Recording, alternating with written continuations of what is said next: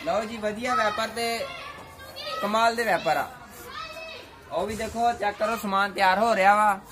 ਕਿਸੇ ਭਰਾ ਨੂੰ व्यापार ਚਾਹੀਦਾ ਹੋਵੇ ਤੇ ਰਾਬਤਾ ਕਰ ਸਕਦਾ 0301 60 28 233 33 ਚੱਕ ਦਾ ਮੈਂ ਰਹਿਣ ਵਾਲਾ ਵਾਂ। व्यापार मैं ਵੇਚਦਾ ਵਾਂ।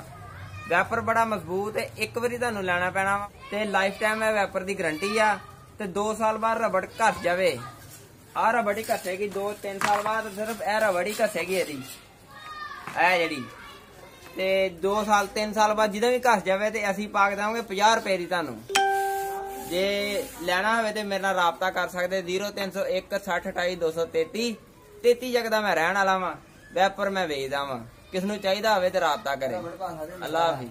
ਤੇ ਭਾਈ ਆ ਮੰਜੀਆਂ ਇਹ 0306 48 15 103 ਆ ਮੰਜੀਆਂ ਪੀੜੀਆਂ ਇਸ ਨੰਬਰ ਤੋਂ। ਹਾਂਜੀ ਜੇ ਮੰਜੀ ਪੀੜੀ ਕਿਸ ਨੂੰ ਚਾਹੀਦੀ ਹੋਵੇ ਤੇ 0306 48 15 103 ਠੀਕ ਹੋ ਗਿਆ।